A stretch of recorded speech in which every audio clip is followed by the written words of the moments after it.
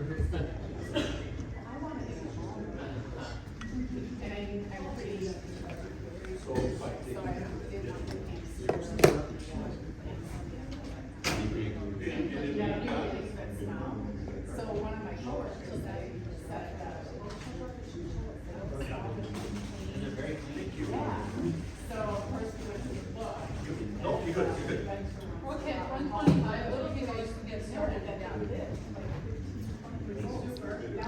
I forgot a fork. Hang on. What's the chinchilla's name? I wanted to get it. All right, it's 1:25 and we are ready to go. We're going back to Dan. I want to get a main food. All right. So, the building maintenance fund, at this point in time, we're planning about 10.3% capital projects over the next 10 years, so about $1 million every year. There is one bond issuance that is currently planned for the building maintenance fund, and that happens in 2029. And this is about $6.95 million for capital improvements and upgrades to the third floor at City Hall. And so you can see on the slide here, that's really why that fund balance amount gets from 28 to 29.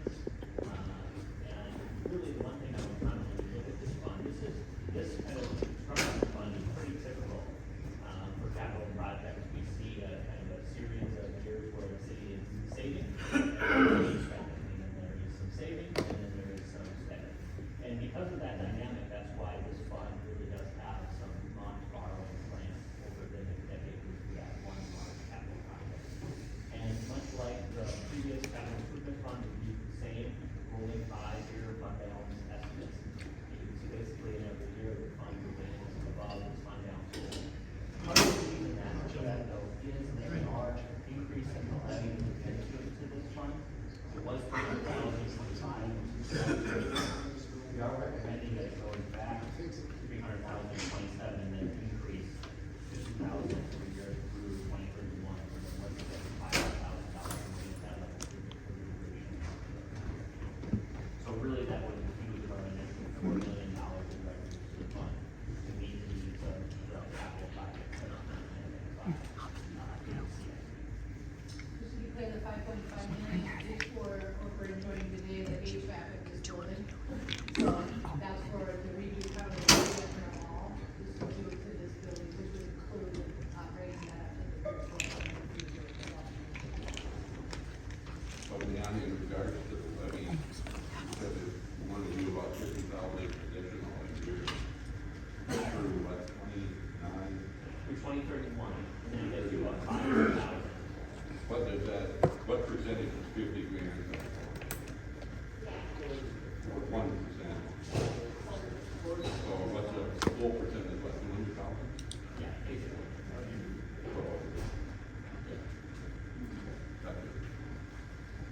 Don't worry, we'll make some slides where I add all that up. So vehicle replacement fund, so this one has about $24 million in capital cost planned over the next 10 years. There's currently no debt planned for this fund. We do try with the intent to avoid the witness certificates, is how they're phrased, and it's generally because for things like fire trucks, we try to avoid financing and depreciating an asset that would be a vehicle of some sort. It's not saying you can't do it. It's not advisable from time to time, especially when you get into ladder trucks that can be really more expensive, at least on your feet. Right now, the way we have this constructed, since this is internally funded, we are recommending in 2027 that the internal funded fees go up 25%, 20% year after, and then 7.5% over those 4 years, and then 5% thereafter. The thing to keep in mind is that most, if not all of the vehicles are for general fund activities, so these fees are actually paid for by the property tax. Question, probably for but I don't know. The vehicle replacement fund, and it's funded out of this. How are we putting more money in for inflationary dollars? The tandem axle truck that we are planning on buying 5 years from now, right now, we know the cost is gonna go up. Are we that something that is going in our budget?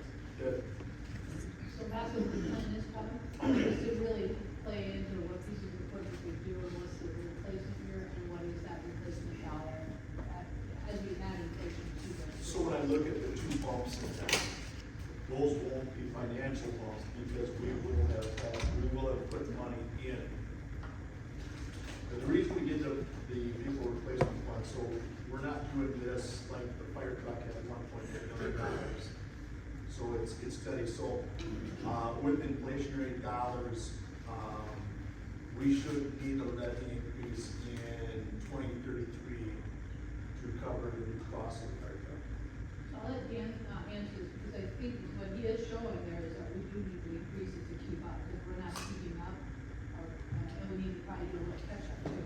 So based on the current plan, the plan increases in the service charges at 25, 20, 10, and 7.5 for the next 4 years, and 5% for the year thereafter. Would provide an additional $7.45 million in revenue for the fund.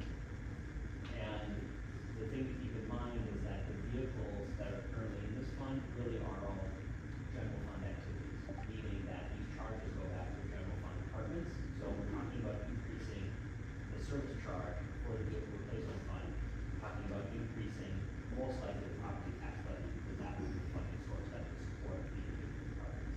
They may have some external revenues that could potentially offset some of that, but really for our calculations here, we assume, based on the way the model is set up, that it would ultimately be supported by the property tax levy. So the property tax levy will go up to support the departments that have to pay this charge. This charge will get sent to this fund, and then the years outlined in the graph presented as part of the presentation today, would then be spent on vehicles that are programmed in this year. And so your question, really at this point in time, you have the revenue available.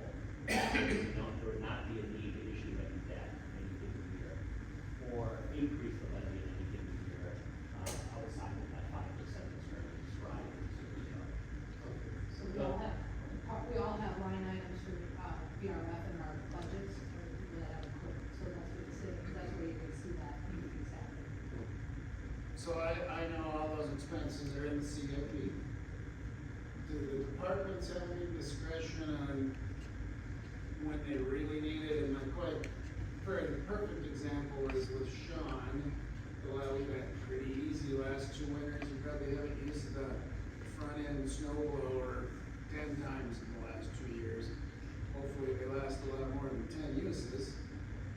If you had that scheduled to replace 2 years from now and we have another easy winter, can you push that a year or 2 later? Yeah, and we actively do that, you know, between, John, our maintenance manager, heavy input from Shannon, our mechanic. Then when we get to especially equipment, you know, whether it's at the golf course, talking with Jesse about some new pieces as well. Everybody really does go to, whether it's Sean or Chad, we'd really like to formalize the process a lot more, so it's consistent across all departments, but, we do go through those evaluations, right? If the money's not there and the need, you know, whether it's, we're getting high rates of return on traded in equipment or vehicles, or, you know, the biggest issue for us in recent history has been, more government, reductions, right, for government vehicles by car manufacturers. We used to get, significant discount, you know, they went up by 25–30%, go from, you know, whether it was our F-150s or Jeeps in, building inspections, those discounts were dramatically reduced to 0. And so we have to start playing with those, the analysis and, you know, depending on how many miles, what things are going for, that kind of thing, hours on equipment. We do, we plug it in based on, you know, what have we historically done, but you're out 2 years out and start looking at, is it more advantageous to do it now? Should we wait? You know, it's hard because there's so many different factors that can come in and play, in a short period of time, right? But Just because it's in the CIP doesn't mean it's absolutely gonna happen. Looking for you,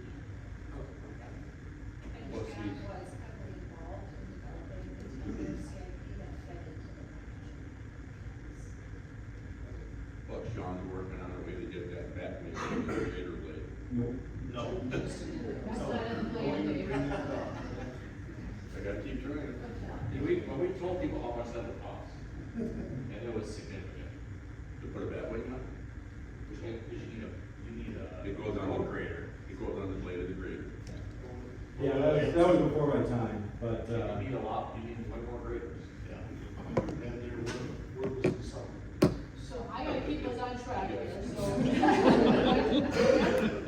Well, I was just curious why Mark Blando has in his VRF, a fire truck. Crazy. Really trust him. Did- Oh, Okay, all right, back on track. Alright, and then again, the big spike in 2033, right now, the city is planning on replacing, the aerial fire truck, so that's like a cost of $5 million. So, one thing I would add is really the council had a lot of foresight putting this fund together to manage your equipment needs. Of course, as you know from the slide, there are some adjustments that have to happen, but to the point you made earlier, as you go through the budget process, you can evaluate the CIP, figure out those charges really on an annual basis as we adjust those plans and make some changes. So moving to stormwater, there's about $24 million in capital projects. The thing I would note here is it supports both the operating needs of the city and the stormwater system as well as any capital needs in the enterprise fund. So there's about $2.4 million in average annual costs supported by the fund. The thing I would note though is that the capital activity is what primarily drives the outlays in this fund. And in fact, there has been something of an increase over the last few, for the current year and into the future years. He was averaging about $352,000 in capital activity between 22 and 25. That has now increased to about $2.43 million in 25 and 26, and it goes as high as between 2026 and 2035, and it goes as high as $2.2 million in the same year, going on plan to 2030. Because of that additional capital activity, we are recommending a 10.5% annual increase in the rates of charges for the duration of the projection, really to support all of that capital activity. So it goes from about 1.8 million in 26 all the way to about 4.4 million in 2035. This is, honestly, when I look at stormwater funds, pretty common. We are seeing a need for more increases. The weather events are becoming more intense, more unpredictable. Infrastructure is aging. There's really just been a lot of demand placed on stormwater enterprises and cities capital.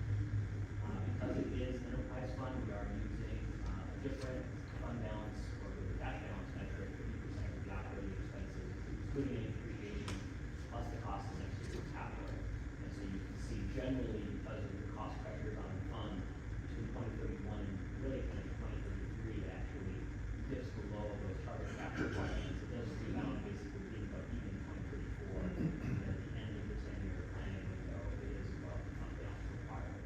So you would have to kind of manage this fund in those later years. Admittedly, we don't get as concerned because the fund is kind of moving in a certain trajectory by the end of the 10-year projection. So question for Sean. Other than, total road repairs in the next 10 years, do you have any other large projects that you would need money to run for? So within the surface water management framework, which we are still working to tie out and complete, we did have those 20 priority projects. So WHKS, our consultant, went through and we analyzed using some of the metrics that we use within our own pavement management plan: street age of infrastructure, whether it was undersized based on current storm events, to prioritize projects. Number one on that list was Cardinal Drive, our street utility this year. So we have those priority projects, but we have a lot of, just like everything at the city, we have a lot of under-maintained infrastructure, whether it's dredging out all of our ponds, right? There's a lot of expenses that have, we've pushed out or just said, hey, we can't do that now, and pushing those things out. So one question I have for Dan is if you can explain why the stormwater utility fund, which is an enterprise fund, is included with the FMP, which is generally tied to, our general fund versus while our sanitary sewer fund is in effect. So at this point in time, the stormwater fund does have some property tax money that does flow through it. So our hope would be that over time, you would support all of the activities just with the rates being charged for the enterprise itself, and we would kind of, And that's based on, I think it was a capital improvement project that we did in 2016. sounds correct. Yeah, so I think that would have been tied to our, southwest storm sewer improvements, so from the fairgrounds all the way out to MnDOT's ditch that goes under, South 45 or Oak, Cedar, I should say.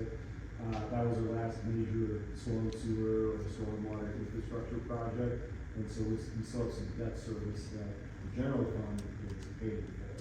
And that amongst a number of things, at least showing within this draft, working with Abdel and Jody and Ellis as well, how should we be spending our money? Because as of right now, you see the big dip in, or increase in storm sewer costs.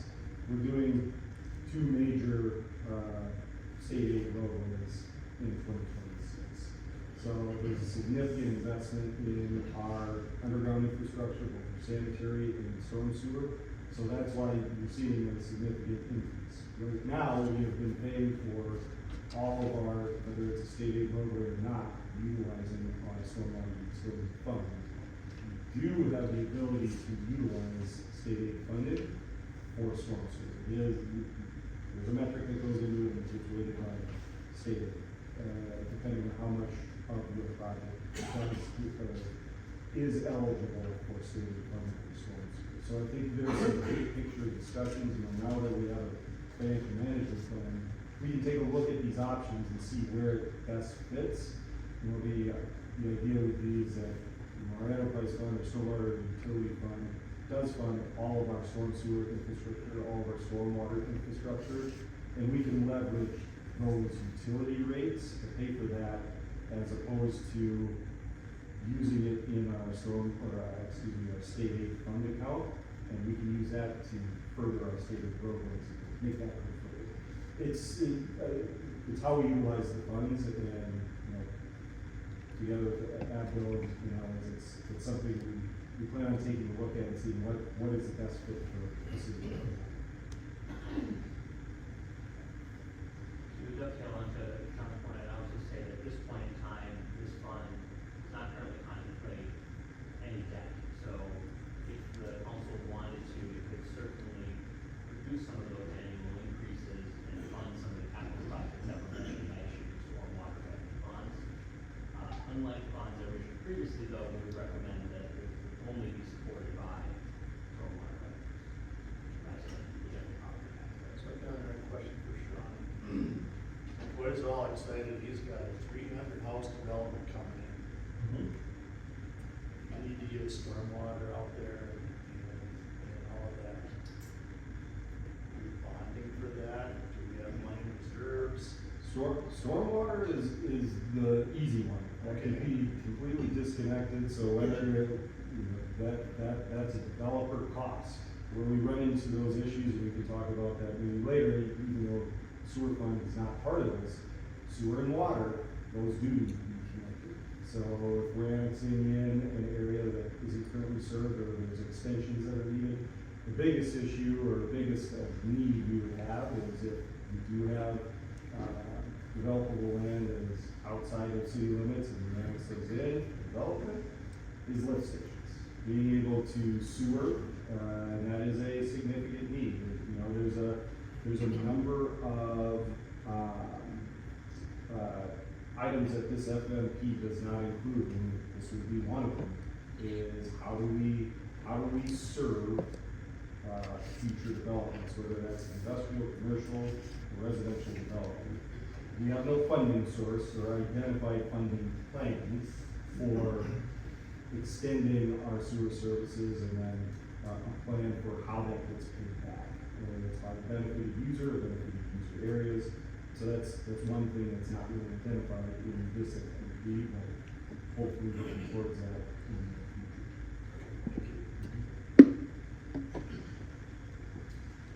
Okay, so, as I mentioned, we add it all up right now based on the inflationary pressure that exists, in the city's budget and the village capital project and building, maintenance fund levy. We will be projecting an 11.2% increase in the levy in 2027.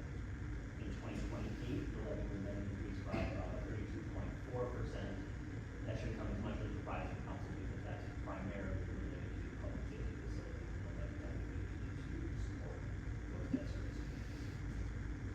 The thing I would note that without the public safety facilities in 2028, the levy would still be about 10 million. Again, that's based on inflationary pressures and the increases in the levies that are recommended for the capital project. So is that also based on, we've got union contracts that are up, are you making assumptions on contracts? We have a general inflationary increase in the general fund portion of the FMP. Of course, if the negotiations were to exceed that amount, this would have to be adjusted. Well, I think I was gonna add is, this also assumes that nothing else changes, in our budget priorities. That's always one that I want us to at least evaluate, looking at significant increases in the levy and ensure that we feel like we are providing the correct level of service, providing all that we need to provide. And who can help us with that? We have large levy increases, well, what are some things we maybe do more than we need to do? That would be valuable input too. Maybe there is nothing, but I do think that should be part of the conversation, especially if we do very significant increases in the levy. So right now, based on those, increases. Based on those increases in 2027, that would be about $154 per year, and in 2028, we'd be looking at about $550 again. Most of that being the tax levy increase associated with the public safety facilities. So, really, I think we're looking at like a $300,000 only around $400 for that project. You can generally see that the 3-year average, including those projects, is about $272 per year. It does moderate a bit at the beginning of some of the out years, and then go inflationary pressures tend to compound on each other, so you can see that average doesn't really.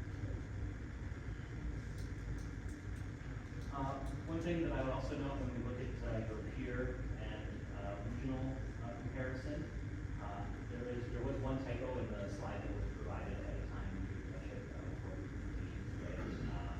Right now, as you can see, the city of Owatonna on a tax rate basis is, I would say, firmly in the middle. It does view with it kind of third here, but this chart I think is a little misleading because when you look at Owatonna, Fairville, Austin, those are all in the 50% range. There's only a handful of percentage points on a tax rate basis that separates those two communities.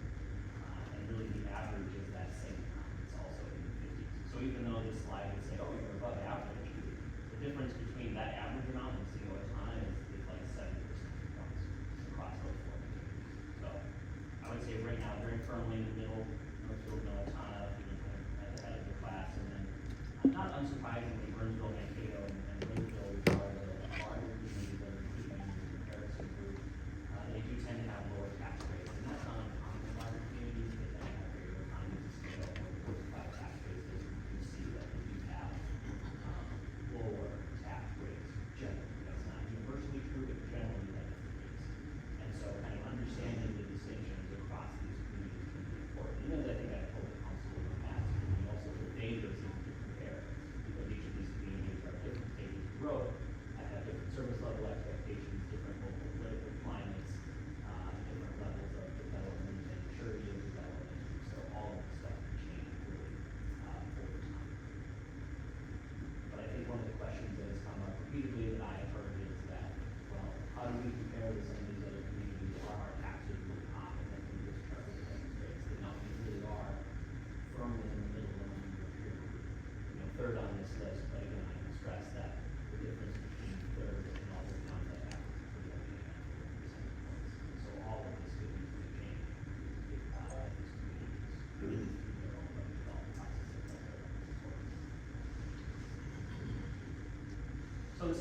analysis, we had 8 meetings with, city staff. There was a request to basically look at what the community might need over the next 10 years. So we talked to all the department directors and any of the staff that they invited to the discussion. We discussed service level expectations, the available staff, and current versus future needs. After those conversations, we compiled a list that included, our 25 different FTEs from the 9 different departments. I would note, and you might see when we look at the partial FTE amounts, it reflects many times where the departments are not necessarily asking for additional full FTEs, they're really asking to convert existing part-time positions into full-time positions. Or in some cases, combine multiple part-time positions into a full-time position. So, I would say that they were really thinking quite thoughtfully about how to use their existing resources and augment in a way that will help them deliver on the service level expectations of the council and of course of their community. As part of that effort, we don't necessarily, and when we do this analysis, just take the department's word for it. We do look at what is happening in some other communities and do some comparative analysis. We look at the population, the tax levy, tax rate, and we even have the staffing complement by departments, and then we do a little comparative analysis and look at some averages, just to make sure that, ultimately it checks out. I think to the point earlier about the public safety facilities, we generally, of course, believe the department directors when they say what they need, but we also want to make sure that the council has kind of full information when they're evaluating the costs. We reviewed the information with the city administrator, the assistant city administrator, and HR personnel, and they adjusted the staffing analysis, really, which led to a total FTE complement for this plan of an additional 19.2 FTEs. Question on the 19.2 was, what is the average income for those 19.2? How much of the increase is that in the annual budget? So, Oh, yeah, next slide. yeah, I'm so far ahead of you, Dan. well, I love it. He just needs it.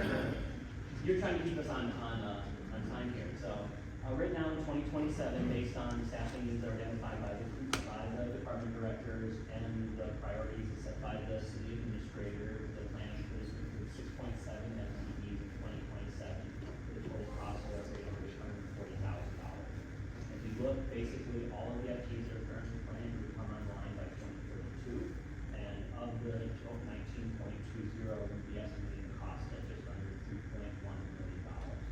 It's important to note that essentially every department gets something that they were asking for, and that we're inflating these personnel costs by 4% annually to make sure that, we're meeting the expectations of any of the labor unions, and then of course any costs associated with benefits, what have you, increase over time. We also included, in the CIP for the vehicle replacement fund, any additional vehicles. So for example, in a given year, there was another police officer, we were assuming that they would need a vehicle, and so we did add that into the plan as well. Is that part of the 3 million? It's not part of the 3 million for the staffing cost, that's included in this. Though, keep in mind, this does increase your carrying costs in the department, and so you do need some additional money in that contingency that we talked about for the general fund, because you are increasing costs, you maintain the fund balance requirements, so then you have to increase the amount you're levying to meet that fund balance requirement. And as I mentioned, when you look at some of these, numbers, 0.2, 0.7, we are talking about part-time positions, virtual part-time positions, things of that nature. So the request is not for 19 additional FTEs in some situations, it's just adding more staff time, and then in the case that if they cross some of the thresholds for benefits, adding the costs associated with benefits. Yeah, just a quick question for you. Previously, it's, kind of like 2% for 2027, is already. Yes. Would this $800,000 target fit into that? It is not. So in a couple slides here, I'll walk you through the levy changes as a result of adding the staff. Just based on the forecast of 4, that's the 838 is a little over 4 points on the levy. Thank you. Sorry. So then, at the request of staff, we also did a staffing complement by city using the same peer group based on the ones that we use for taxes. So you can see, much like in the situation with taxes, you are getting from in the middle. We use the measurement of FTE per 1,000 residents, so right now about 6.26 FTEs for every 1,000 residents in the city of Owatonna.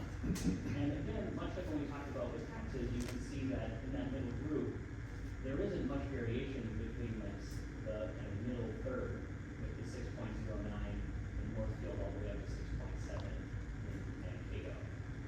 Again, Lakeville, our community is perhaps something of an outlier in terms of how they structure their city. The thing to keep in mind is that if you actually added the additional staff, you would go from the 6.26 to 6.98 FTEs. So essentially going from fifth to third. I can say, this is probably one of the most useful ones you've done. I've asked this question specifically before, like how many employees we have per citizen. So I think this is very useful for us to figure out where we're at with our staff. That's good.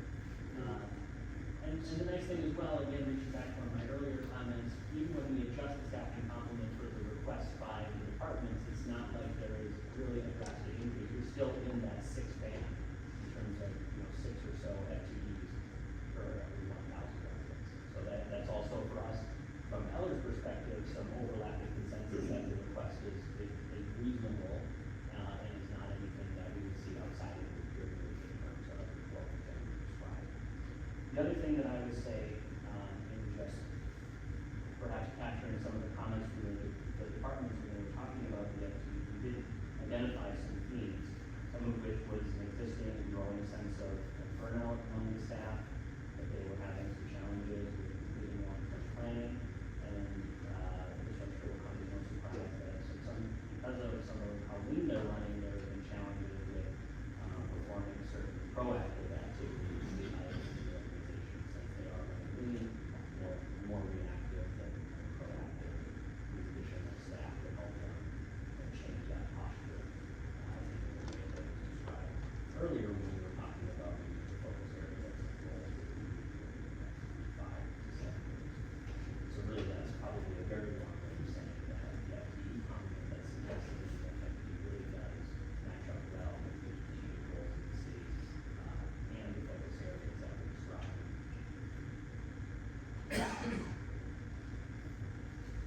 So jumping into the property tax levy, in 2027, it goes from basically the 11 and change up to 18.9. And then because of the magic of math, we get a little compounding, so the levy actually increases a little less in 2028, compared to the previous model, but still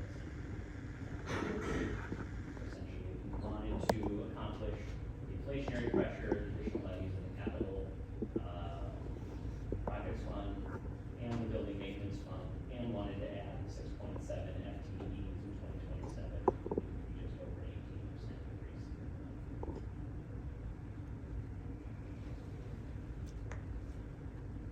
And so again, the impacts, if this were the case, about $268 in 2027, a very similar amount in 2028.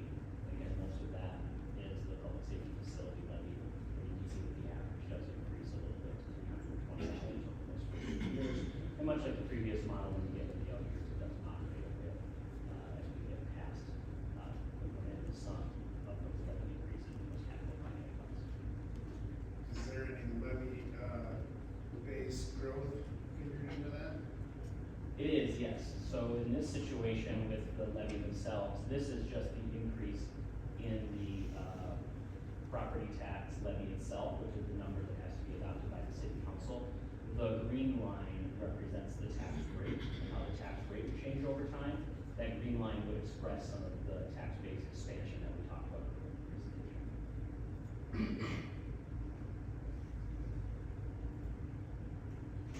So next steps, of course, include any feedback from the city council based on this discussion. As Jenna and Emily mentioned, this is the first draft, and we're happy to come back and present any modified versions of the plan, including if there are any staffing plan decisions. We did present that as an alternative, not necessarily knowing how the council would go on that particular topic.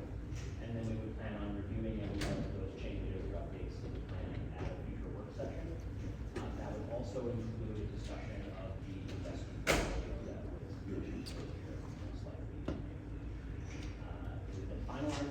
typically ask councils to take a moment to accept them, you don't really adopt them, but that gives very clean guidance to staff about what is in the plan, what the financial expectations are, how it is that they should proceed on a year-over-year basis, if they're together the annual budget.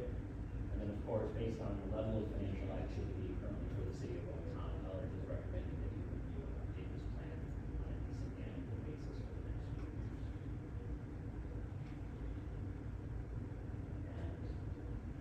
I think we've already been talking, but I'm happy to talk some more. Big question. All right, we have 1 hour to go, so Jenna, what is your next priority? Because we're not gonna get through the whole thing. Well, let's give it a shot, but we probably won't. But let's go right to the assessment, conversation, if we can. I think Danny walking us through a little bit of that. Sean? I think it's interesting meeting him, add some things in, if that works for you. Yeah, just to kind of set the stage, the intention with these next two items is to speak pretty high level and then get a little bit more clarity on what you want to hear more about when we come back next. So, assessments, this is a big topic, so we're gonna try and keep it a little high level today, hopefully get a little bit more direction and then come back with a more detailed conversation. Now we can play what ifs, right? We can play with the financial management plan and what that might look like, or what that could do, or how that lays out. So this is where I've been trying to hold you off until I told you we'd come to it. So to Emily's point, let's stay kind of high level, but really start to talk about what our options are. So Sean, it's yours. Yeah, so, we had, numerous comments about special assessments, the low level of funding that it's providing on a percentage basis. We didn't really want to move forward with any discussion of removing them, making modifications without having financial management plan to help back that, decision. But I can start with, so with special assessments, some general, or what's working well with special assessments. There's a decent general understanding. We've been doing it for a very long time, since the early 80s. So, from a historical standpoint, people get it. They understand what it's there for and why it's there.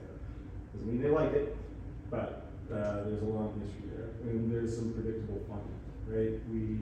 We can, as long as we know what our assessment rate is at, we can understand with each project what we're getting on it. What's not working? I think the biggest is the large upfront capital costs to property owners, whether they're commercial, industrial, or residential homeowners. We hear it time and time again. We hear it when we have a public meeting, whether it's a public hearing or neighborhood, neighborhood meetings that we hold in advance of those public hearings. On top of that, people like having paid interest on top of their large capital or upfront costs if they are spreading that payment out over 10 years, which we do allow and have allowed. There's a perceived inequity of cost burden. I don't drive that much. School buses drive more, they should pay more money. Garbage trucks, that trucking company, they do this, right? There's a perceived inequity of what that cost burden is based on users of the roadway, as well as just from property to property, based on how our assessment language reads and how we calculate what each property is going to be assessed. There's always discrepancies, there's always differences, there's always unique properties, and what would we define as a unique property? Well, it's not in our policy. So it makes it difficult to provide that equity label to every decision that we make. Significant drain on staff resources, so whether that's time or investing in mailings, those types of things, just for, again, that small amount of percentage benefit. And again, it's just low. Historically, we haven't hit the 20% threshold in, I think 5 or 6 years. So, and I think, yep, 2020 was our last street utility project that met the 20% threshold. since 2020, there's been significant increases in costs. A lot of it's just been from labor force in terms of construction projects, but materials have gone up. You name it. There's a piece to this that we presented to council at a study session last year about our pavement management plan. This is just non-state aid streets. That does not include any of our trails, any of our city facility parking lots, our alleys, you name it. It's just non-state aid streets. We're drastically underfunded. That's what we have plugged into the financial management plan now. So based on 2024 dollars, $3.8 to $4 million worth of just street construction, which on average relates to about a $7 to $8 million a year project. We need to factor in water, stormwater, and sanitary sewer projects. In order to get to that 50-year life cycle, that's what we have to get to, right? And that's what's been calculated into the FMP at this point. Historically, in the past few years, we've only probably done maybe a quarter to an eighth to a quarter of what we're supposed to be doing from a reconstruction standpoint, based on the 50-year life cycle. So, just looking at it big picture, what are some alternative funding sources? We can increase our special assessments. There's room to do that, but we need to ensure that we do not assess beyond the special benefit to individual properties. In order to hit that, that top end threshold, we need to add more cost to what a project would be. We need to go out and do preliminary assessments to, appraisals to individual properties to realize what the current value is, and then there's firms that specialize in special assessment or special benefit analysis and can tell you within some certainty the value increase by putting in a new roadway, whether it's a mill and overlay or a full reconstruction, and whether you replace the sanitary, the water, the storm sewer within that facility. And the difference between those two appraisals is the special benefit, and that's the max that we can specially assess by the state statute. So that costs money as well. Staff time to coordinate those preliminary and final appraisals in that analysis. So that's just one thing that we need to keep in mind if we do want to keep special assessments and increase the value that we are getting out of them. Another option is to just increase the levy, and whether that's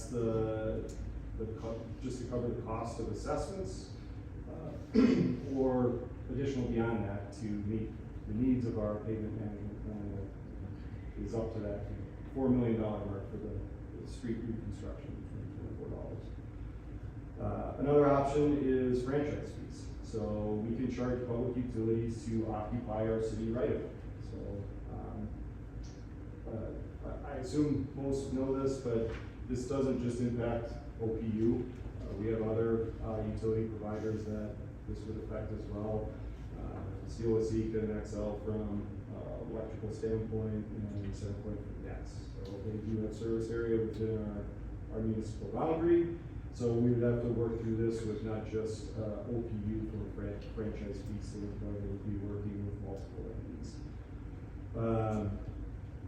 How franchise fees work, and you just go up the road, a handful of miles in Terrebonne, they currently utilize franchise fees for all of their pavement management funding. They charge $5 each just for residential to make it easy. Dan can probably speak to a franchise fee study, because ADJOURN has done numerous franchise fee studies for communities around the state. But it would be $5 for a residential home for each their electric and gas meter. So $1 a month, $120 a year. That's what it is in Terrebonne. If we related that back to, say, like an average 100-foot wide lot in the city of Owatonna, and what we would specially assess them for a street reconstruction project based on $52 a foot. That averages out to the same amount of money over 45 years. So, being able to spread that one-time special assessment fee over 45 years or whatever the examples we have, there's a benefit to alleviate that large upfront capital costs. Another option is to add additional capital costs to the utilities that are being replaced with our road. So between our sanitary fund, our stormwater fund, and OPU's water. So in a sense, as of right now, stormwater, sanitary, and OPU are only paying for the physical assets. So, if there's 1,000 feet of water main going in, they're paying for 1,000 feet. With this model, you can charge additional costs, like, well, if you're at X feet deep, that means you're replacing this much of the pavement. So you can start charging the pavement replacement cost to that utility. You should start charging the excavation costs to get down to it. Gets a little more nuanced doing it that way, a little more detail from engineering side, but it's another opportunity. We can provide, if there are questions or how does this work in other places, we can provide examples of other communities that implement said strategies. And I could ask David to help with that too.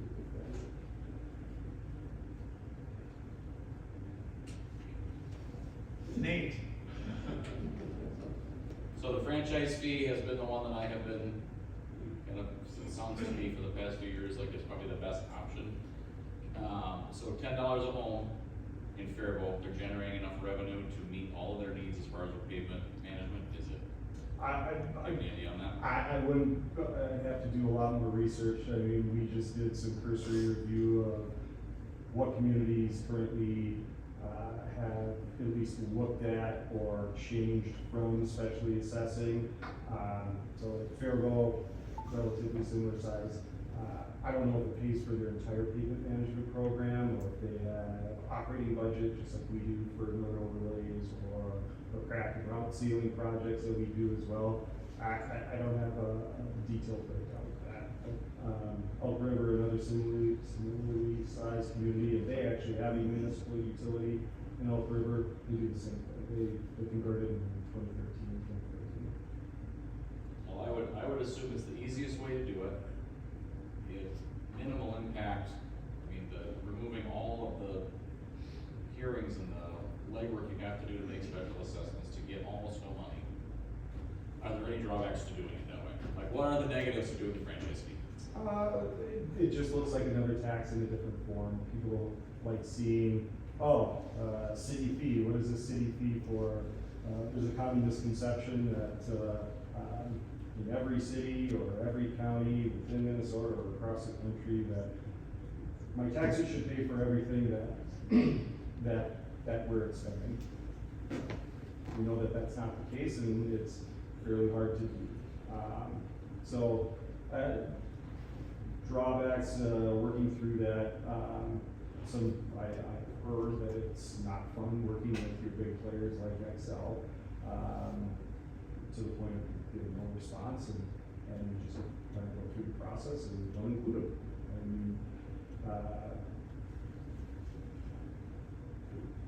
I don't have other examples on. But with the municipal utility, we are much better positioned to impose that relatively easily. So when it comes to the franchise fees themselves, you would establish an ordinance for the entire community. It would be unusual to exempt certain service areas. You wouldn't impose it just on OPU, it would be for Centerpoint and Excel as well. There are a few other drawbacks to Sean's point. What we generally hear is the city is nickel and diming them. That it's not a transparent way to raise taxes because it's buried in a utility bill.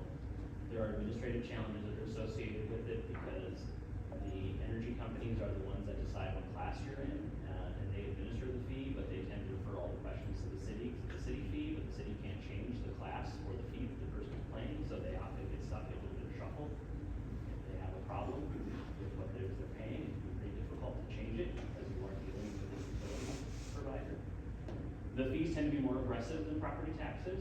There are no circuit breaker programs that exist for franchise fees, so, right now, the Minnesota property tax system is more progressive. If you have a higher value home, you pay more property taxes, and we exclude a certain amount of value, and if your property taxes go up by a certain amount every year, you can apply to the state for relief programs. No such relief exists with franchise fees.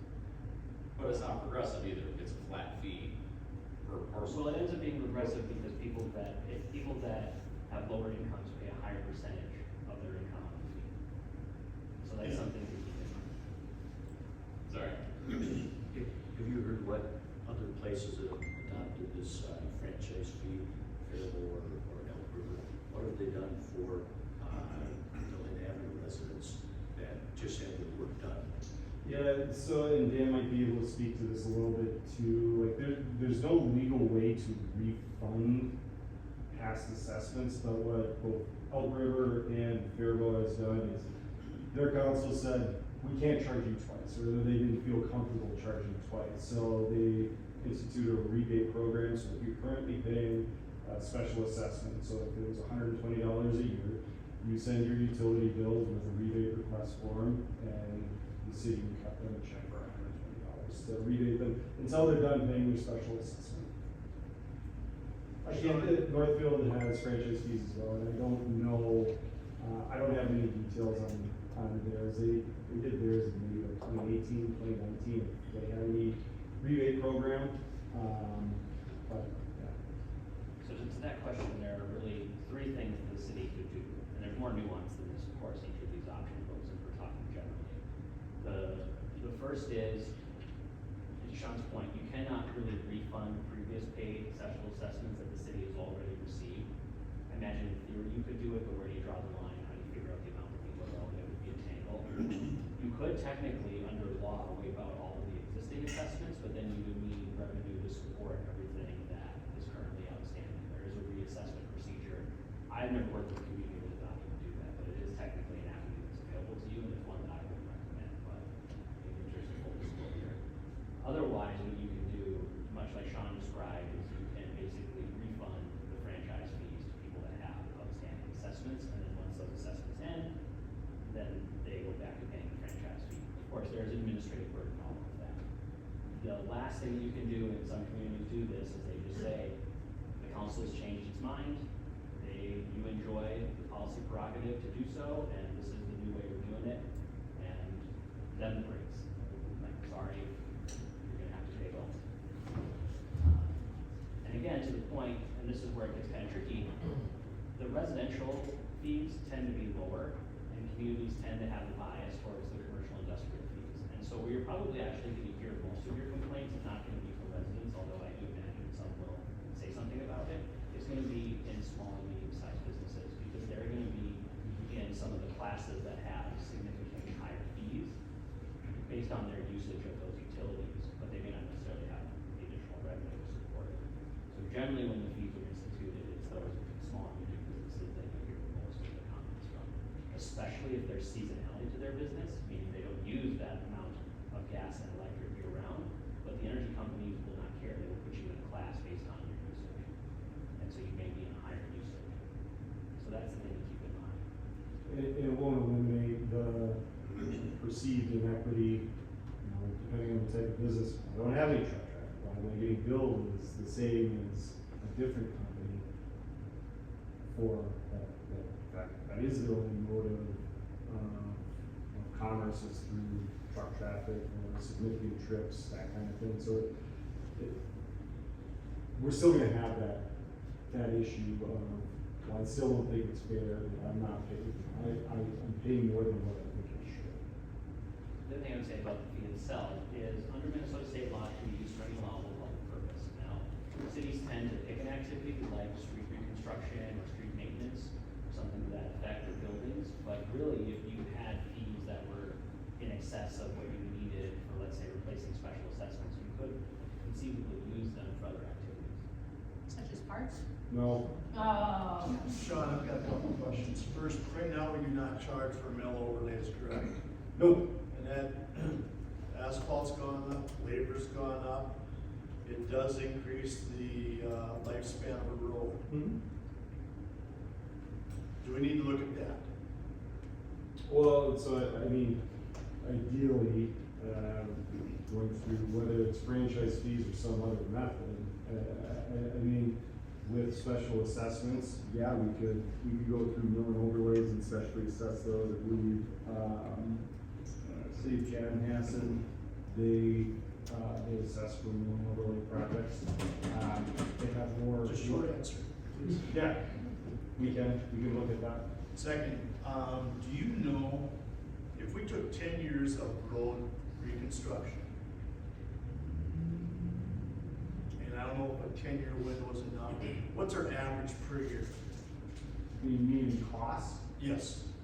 So if, can you come up with an average cost on 10 years so that if we choose to go another route, okay, the levy is gonna be this much, we can kind of figure on, we need to pull out $3 million a year, or whatever that number is. I can't for FMP.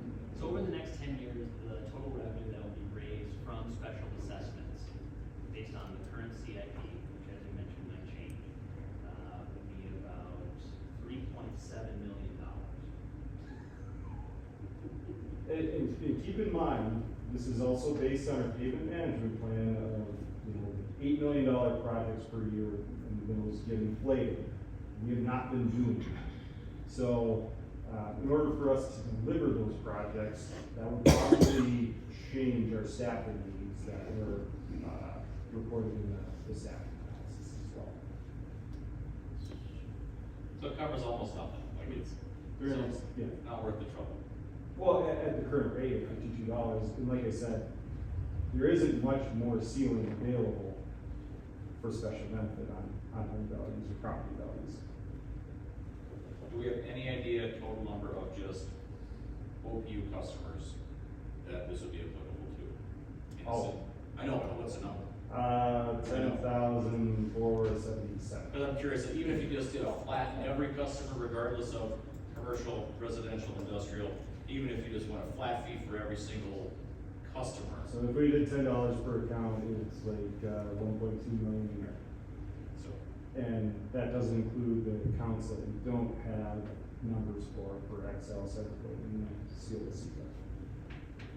franchise fees, I'm all for it. However we gotta do it. I would also mention too, that as soon as you use a flat fee, there are different ways to assess the franchise fee. You can use a flat fee per account, you can charge it as a percentage of the overall bill, you can even do it on a production unit, so you would charge, residents on a per kilowatt hour per therm basis.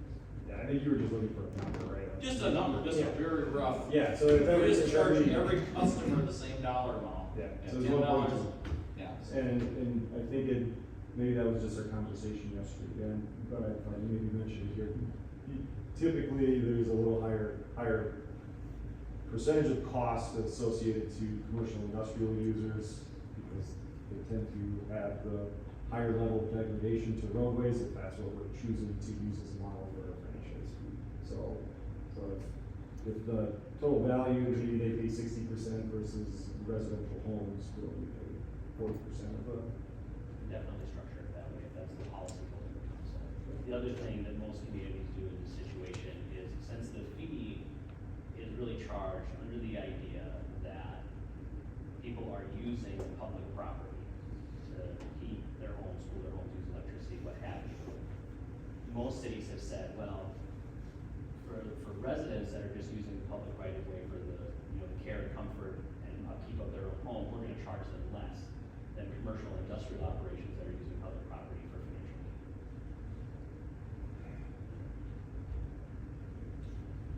So the challenge for council is, as high as assessments are, Mr. McMahon just got assessed for his new road. As high as that is at $52 a square foot, that's not meeting the cost when we redid the assessments in, I believe, 2012. And so we're already through levy increases, that's what we need to do every time our road is redone. It's taken a hit on the levy every year. And we have to change the way we're doing business, because we just keep adding to the levy, and we know that we need to fix roads, we need to total redo. We have the infrastructure underneath is shot like Main Street. And so maybe the road's in good shape, but everything underneath is shot. You have no choice. And so, the franchise fee, increasing the assessment amount, we have to do something. And I don't know that I want to go to Tim and say, well, we're gonna go to $78 a square foot. That's fine if you've got a 2-foot front yard, but, that doesn't happen very often. Right, and So- maybe that number, 72 or 78, whatever you said, maybe that's above and beyond the special benefit provided to X property. So we may not even be able to do that even if we set it. Correct. And when we did it, when we raised the assessments in, I think, 2012. 13 was last year. Or 13. Or where we set it, I believe it was 52 and 12 and 52 and 13. And that's, okay, this is a number where, based on costs, this is good for today.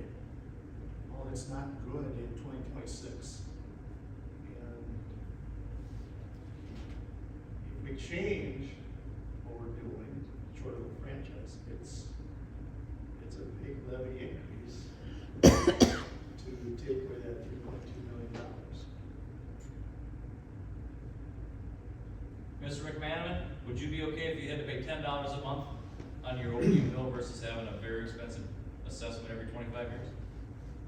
Who are you talking to, Nate? You'd be surprised that I'll give a short answer, because it's not my typical way, but I think you have to look at user fees as part of the mix. I think it's just smart business. I think you have to start allocating it to usage versus just increasing the levy.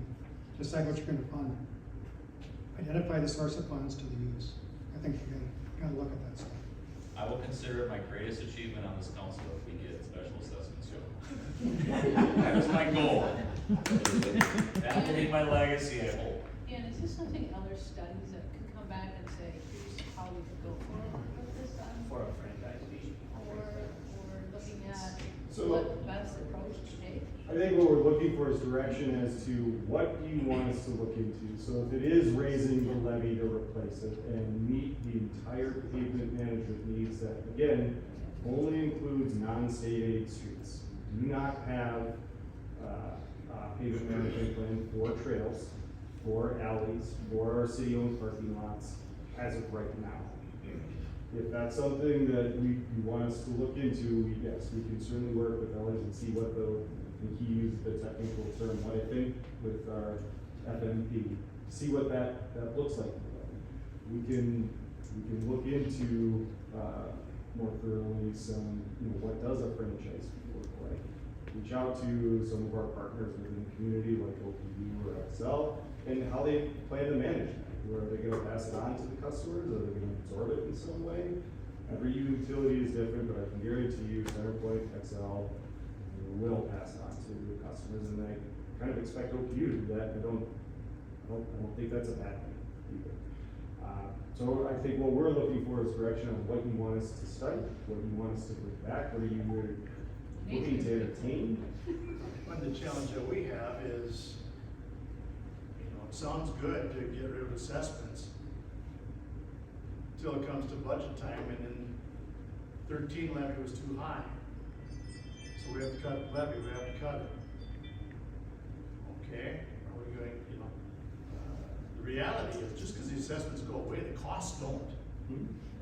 And it's just been a shift.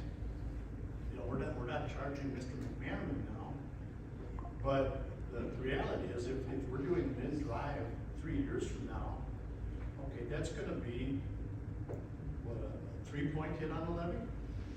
Unless you franchise. Correct, if we don't franchise. So, it's tough to celebrate taking assessments away, short of the franchise. If we're forced to increase the levy because road repairs are critical. I am in favor of almost every opportunity to remove property tax burden and shift it to user fees. So if there are well-defined ways for people to pay for the services they are getting and not just have it tied to their property value, I'm all Dan can probably speak to that a little bit better, that you have some ability to do that with franchise fees. Is the whole council wanting us to dig a little deeper? We're coming back May 19th with this group. Is that what you want us to go after? I see you pointing over there. Dan, does that give you enough juice to make some lemonade, and Kyle? We could certainly update the FMP for that scenario. The full franchising study would take long. Well, here's my question, does anyone want to remain status quo on this? What's your answer? Okay, so could maybe come up with something, or at least a draft maybe by? Well, we can definitely explore, it sounds like Sean already has some data, so we could probably use some of that. I don't know if we have the breakdown by, we'll talk about it. We can engage elders on Yeah, it, so it'll that's. take some time. Not looking at anything else other than franchise fees, correct? I would love to see the franchise fee model. Okay, so that's And all we'll work I on. can't speak for council, like Nate, I don't know where you're at with this, but. If anybody disagrees, we're fighting after this. Okay, so we'll do that. We'll do our best to have some kind of an update on May 19th, but then also some probably will take a little bit longer to get the really details out of that study. Yeah, like Dan said, they can't produce a franchise fee study, like there's gonna be some community engagement input on, what the community wants. I assume that's probably something council would be interested in order to structure it the way that we see fit for all of Otona's users. But we can do some preliminary research on, looking at other communities, how they implemented franchise fees, the path they took, how long it took, the things they considered, issues that they came up with. Again, I can kind of work through that. We can do it at the staff level and then also. I only have about 27 minutes left. I'm gonna jump to our fire truck, because I think we can knock Hold that. on, we're not doing this. Oh, No. Jessica, Well, hey, I told you it was a you pack. took too much lunch. On the franchise fee, people that live on Lynn Drive, Mhm. okay, they paid assessments. So would they say, for the first 10 years, you don't pay a franchise fee? And would that also include people that paid it all up front? They still get that 10 years, 9 years now of. Not the answer today, but I'd like to know So research on that. I would say maybe, it's up to You got a maybe, Tim. But this is the thing that has caused this to not happen, is every time we have this conversation, what are we gonna do about those people? I'm not worried about it right now. Figure out what we can do in the future, and then we can address how we're gonna deal with people that have recently paid or are currently paying. We'll do some digging. Because every time we can't, because we don't know what we're doing with those people. I'm not worried about that right now. Let's figure out how we're gonna do it moving forward, and then we can address that issue. Dan can attest, there's a wide gamut of new policy, too bad, so sad, to some extremely convoluted 16-year payback plan that the DINAC has instituted. So, and that, again, it's up to council to decide how you want to approach that. All right, Don Kim. You're sitting here and I'm sitting there. Is there other things that you think we should look at just besides potentially special assessments and franchise fees? I mean, that you could implement. That would be a quick hit. Or is it, everything takes a lot of work? I'm just wondering if, franchise fees, and there's something else and we need to look at, that's easy for you to do. How about I get back to you on that question, so I can prepare a better response? I love putting you on your. No, I will tell you, this has been the biggest issue since I've taken this position. From resident complaints to ensuring that we're following the very rigid statutory process where franchise fees, there isn't a lot of hoops to jump through.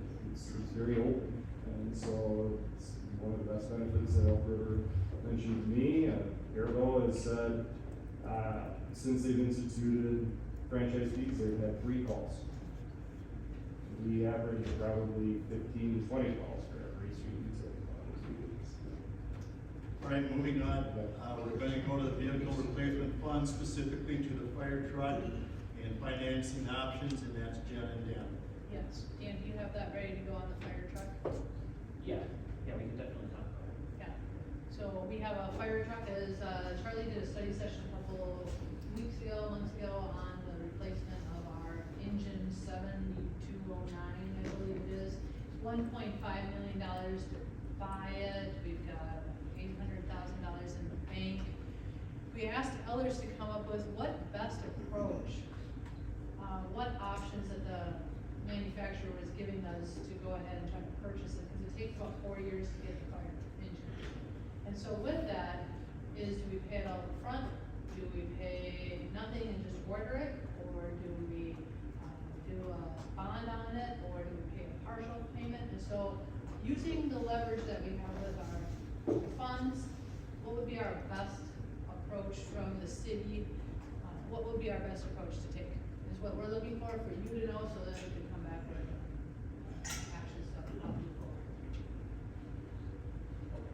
So the thing to keep in mind with the fire truck itself is that right now, based on current CIP, and this does assume some of those rate increases that I discussed with the council earlier, the city would have enough cash. There's currently no plan to issue any equipment certificates for this particular fire truck or for the duration of the model.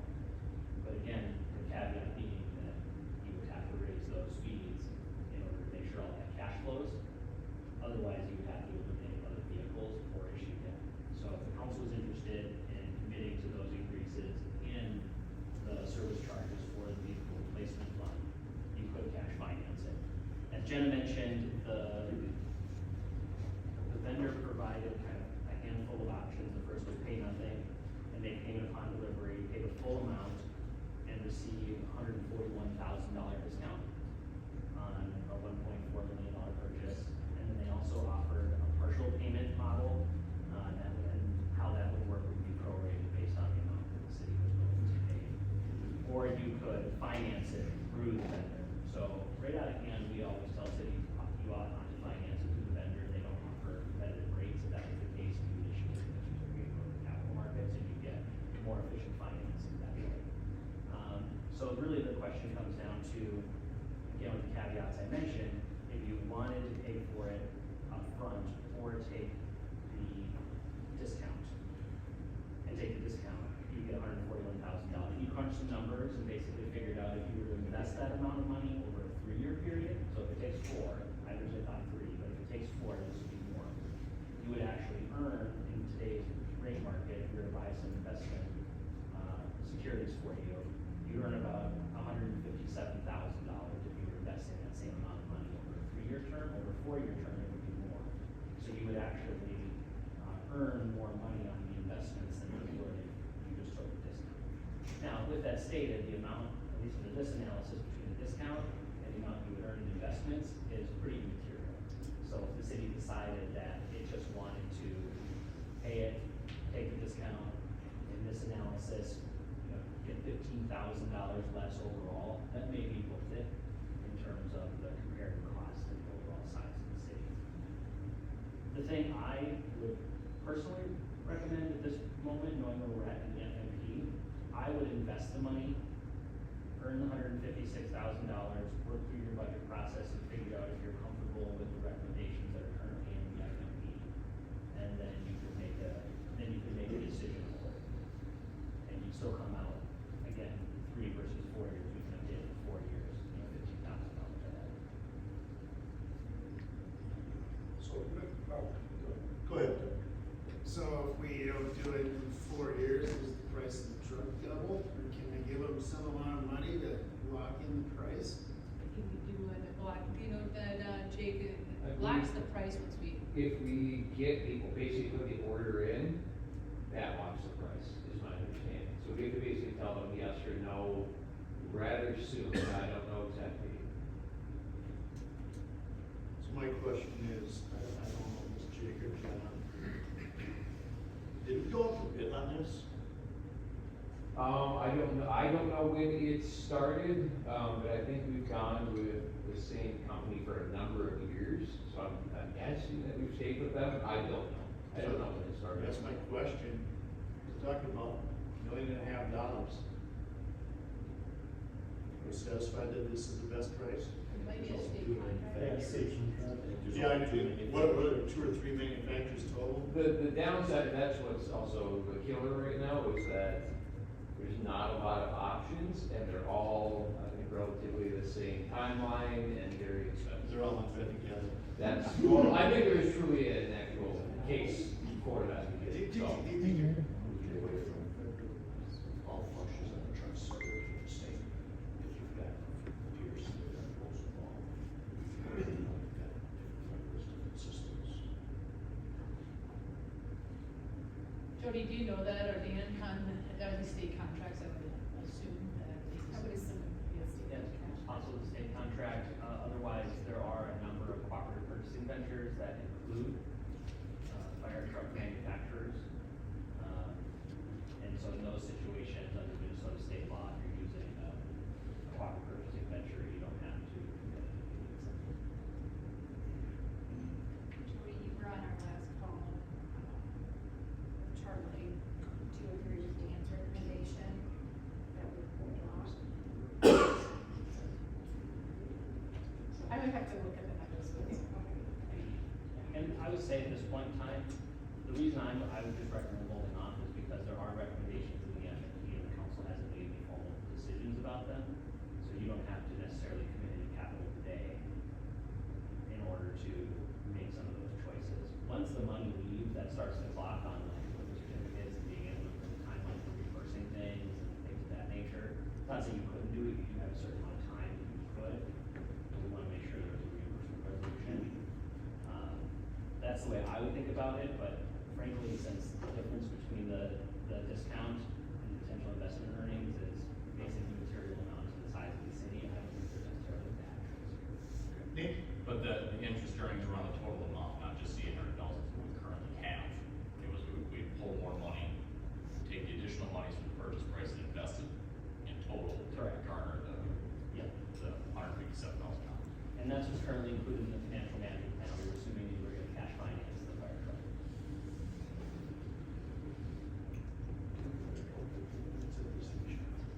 What's that? Yeah, we'll try that. But there's not really a question as to whether or not we're gonna give them green light. Correct. So, I mean, we can tell them we are in, do they have to know when we order, how we're gonna pay for it? They'll wanna know if we're gonna choose to, give them money up front.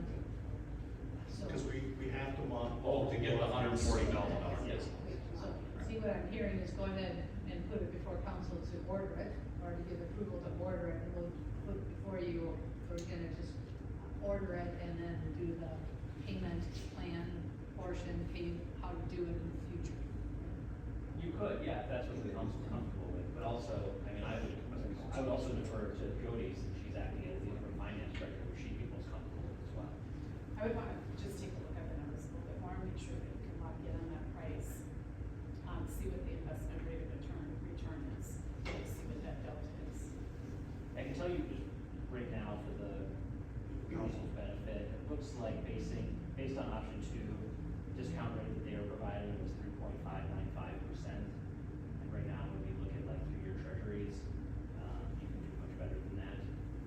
So that's where we're really getting the delta from, is the discount that they're offering, compared to what you can earn if you invest in money in open market securities. Again, though, the difference is not huge given the time horizon. So that's really just the question, is if you want to lock down 15, maybe $25,000 more, because our initial analysis thought it was a couple of years, because in fact, we already put a little more money. Can we use that on parks? Just kidding. And you have to figure out year to year and then returns too, right? Oh, and done. Yeah, I get what you're saying. Jake, quick question. Last time we had a fire truck, it came with empty. It was empty. It didn't have any of the tools we needed. We had to buy a whole bunch more stuff to outfit it. Yep. With 2 trucks now, we get a new one. Can you move all that stuff, or do we gotta buy a whole bunch more stuff again? No, most of the time what you're gonna do is you're gonna spec that truck to, you're gonna have to fit your needs. So most of the stuff will move over. I don't know anything like specialty order to it. But the one we're retiring isn't really being retired, it's just moving over a spot in the, well, maybe you're putting it out. Yeah, Well, yeah, they, putting it out in the driveway probably, I believe Chief Hoffman had that, showed it's about a 30-year plan, so it's Right. 10 is our first out, 10 is our second, and then 10 is that third. And then that third, after it's done there, I think the city sells it and just tries to get the most out of it. I understand. We did account for in the CIP some additional equipment for each new. Correct. So things like a saw, things like that, that would be built on the truck. You but get we would replacements. Replace it with the vehicle itself, so that is already accounted for in the CIP. You can ask one more question, John. So, on this one, what did we just say, we're gonna sign the contract? No, to come before council, But that, the intent is for us to sign the contract, and then we're gonna look at the mechanism to pay for it. we'll probably bring before the council to say, should we just, should we put the, do option one where we put a down payment, pay out of it, which would net us in a negative if we would just invest the money? Or would we do two, is just keep our money, have others invested, and when the truck comes, we pay for it? Right, Dan? That's what our, really our two. Those are the two options, yeah, they did offer like a partial credit if you wanted to put a certain amount down, you had to ask them to crunch those numbers to what they would really offer. So, and you're recommending that we don't give them any money, and we pay for it all on delivery? How about we give Dan and Jody the opportunity to connect, and then when we do bring it forward to council, they'll come with recommendation that they have vetted. My question is this, do we know other departments where they waited till the end, and then, oh my gosh, you have no choice because you can't wait 2 more years, so they jack the price up artificially to get more money? Or is that, how much is the total cost of that gonna go up in 3 years? Because they're not guaranteeing the quote. No, Because when it's you 3 order years it, out. the cost is the cost. That's it, even if we don't give them any money? Oh, I thought that if you didn't give money, No, we have to pay that 141 premium, right? So that's where you get the discounts. Gotcha. You have to pay Okay. some money up front. Okay. And what Dan is saying, he says it's almost a wash. okay, So we'll come back with a couple of things after these guys get a Yep, chance. okay. It kind of plants the seed of what maybe two options look. Nate? No, Doug told me to ask too many questions, Craig. Doug said that. Kevin told me I asked him. Hey, Doug, like $30. Kevin, I hate to admit it, but you're right, we're a little over, agenda today, so we can note that on your, your deal, you're right again. But with that. Can you say that louder? Oh, the mics are on today, sorry. But if we could do the park funding to our council meeting, study session next week, if we can have that, get the whole hour there, because I wanna make sure we get enough time on that. But I think we just left it as we were gonna, come back with a couple different options for them to look at.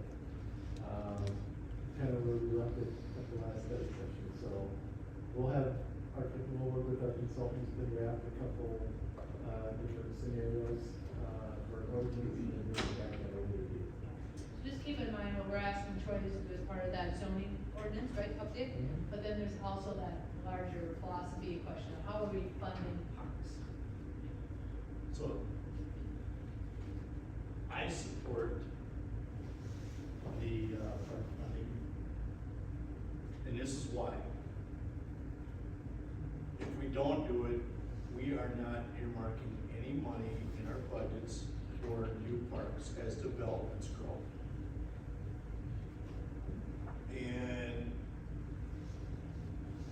to build a new park, just based on best guess from Jenna and Troy, you're looking at between $2.5 and $3 million. And we're gonna get hit every year, new councils are gonna get hit, lower the levy, lower the levy, lower the levy. How do you lower levy and spend $2.5 million on a park? And, you know, every year, even there are things that are taken off before council meetings, no, not this year, not this year. That's why I support the park plan, because it's, yes, you're gonna pay more for your house up front, but you also know when you build that house in a new development, there is gonna be a neighborhood park in there. And we can't promise that. If we just, I will build a park at some point. That's just my comment. So I hope to have a lively discussion on Tuesday, a week from today, on that topic, and we'll give plenty of time to be able to hear everybody's input on it. So with that, Emily, our next steps, how we're going from here, we've got, 9 minutes to wrap up. I know, and we covered a lot today. So, what I would like to hear from council in closing is like I said at the beginning, this is the first look at the FMP. Our intention is to come back to council at a work session on May 19th, I believe. So what would you like more information on? What else what would you like more detail on? What scenarios would you like to see? We're already intending to come back with some investment detail.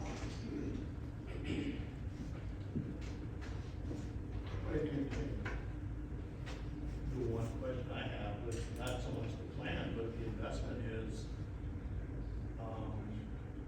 can we use some of our investments on expensive projects?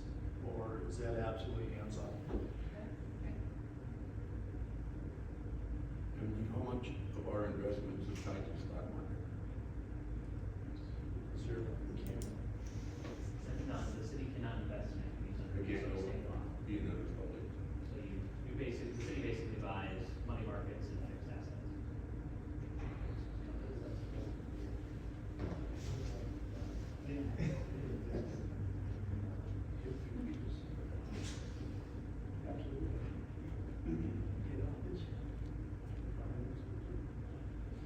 Okay, so between now and let's say, the next week, if you think of anything additional, can you please connect with either Jenna or myself, just so we can plan accordingly for that next session in May? I'd like to say that I was really impressed with what happened together with what we think that is something, as Doug articulated before, was exactly what we need. To see things going out in a timeline, so you don't walk into a crack in the staff. I just would like to see, if we have any updated numbers for them. Just to give me a better perspective of this. That's just my perspective. So from there, then, it starts kicking off our 2027 budget. Absolutely, Right, yes. so a lot of this is where we're like getting this information and trying to go with it, and then it helps us with that 3-year focus area. So we'll also start working on, put some items in that. Correct, yep, so as we talked about at the very beginning, council set that vision, those 3 key objectives. So now staff will come back and start putting together some action plan proposals to bring back to council, so you know what our plan is for how to get those objectives. I'll echo what Don said. I've been on council for a while, and, we got a lot of really great information today, valuable information. that, We now have some tools in the toolbox that we can use. So, thank you.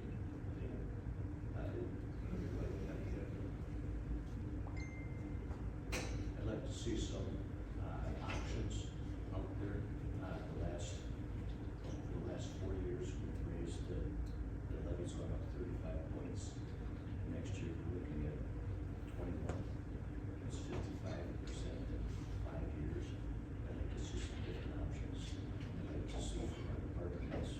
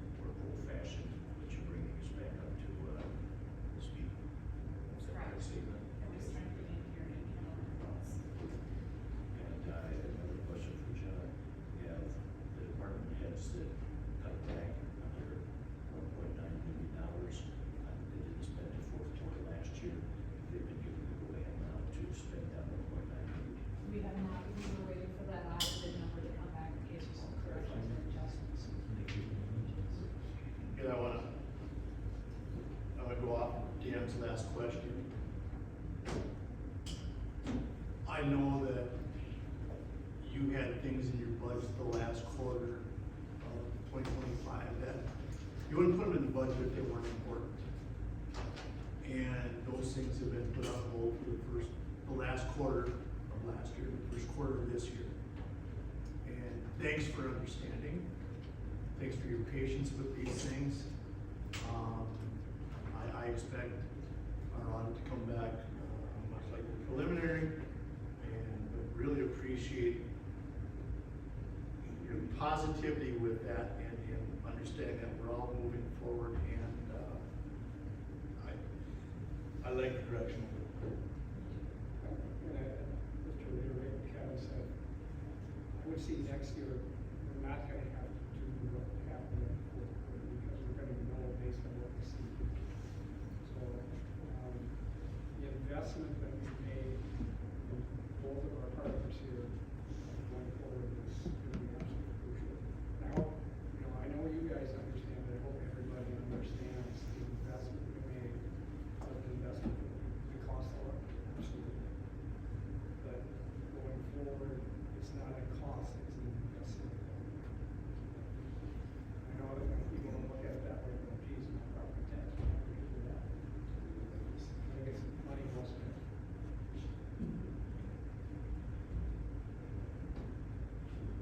Mary, that's it. Thank you for your time. Thank you for all of you for the hard work. Thank you, department heads and everyone else. Jen, I'll see you in the office.